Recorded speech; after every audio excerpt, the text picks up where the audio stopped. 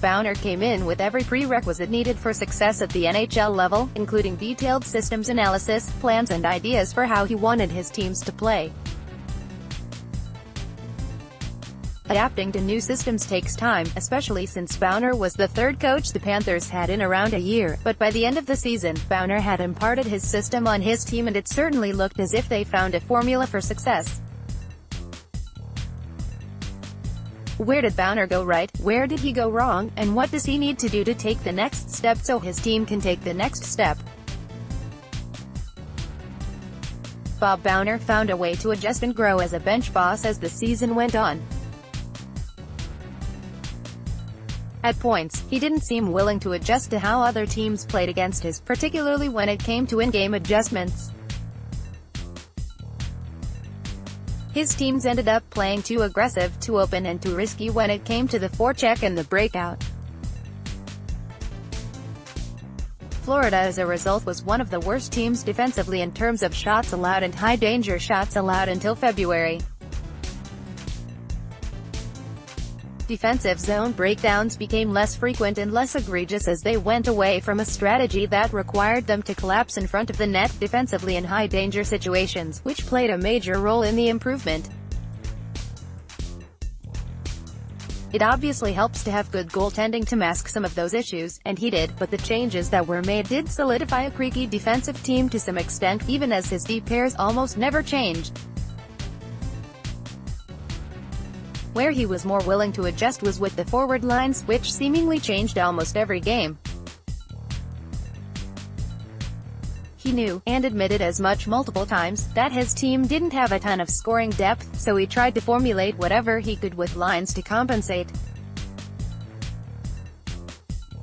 Until he broke up the Huberdeau-Barkov-Dadonov troika, the team could reasonably be described as a one-line team, even though that one line was one of the most underrated in the game.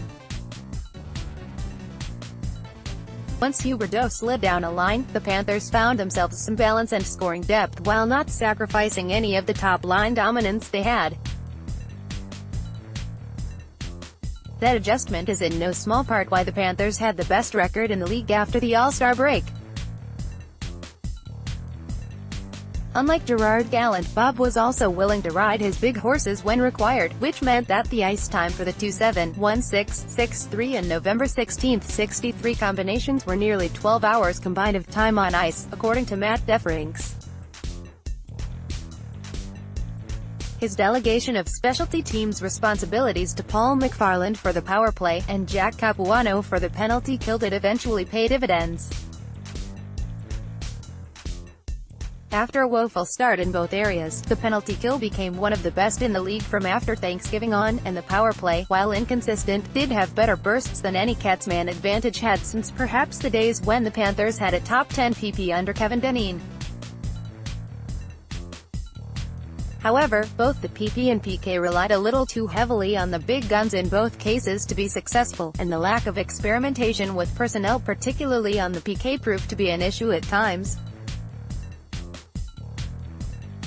Boughner certainly improved as the season went on, but he still needs to improve in areas for the Panthers to take the next step. Item. He was willing to put his lines in a blender in a pinch, but the team never really changed how they played to counter what other teams were good at, and they could often get whitewashed in periods and not have a chance to recover. For one reason or another, he also never wanted to tinker with the deep pairings, which certainly caused the team some problems at the start of the year, even if the pairs eventually did gel. Better willingness to switch deep pairings to spice not only offense but to better balance defensive responsibilities is something he and Jack Capuano would do well to try next season.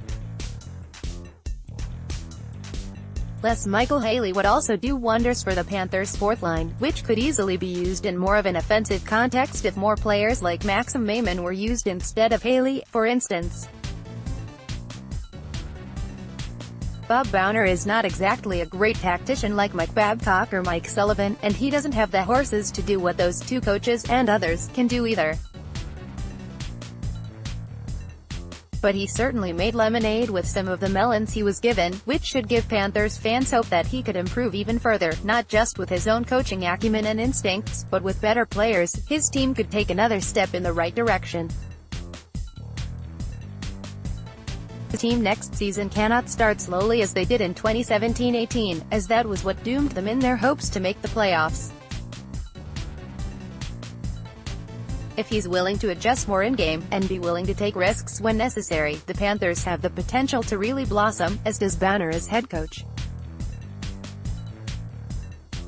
If his progression continues to be linear, then his next step could be a great one not just for him, but for his team.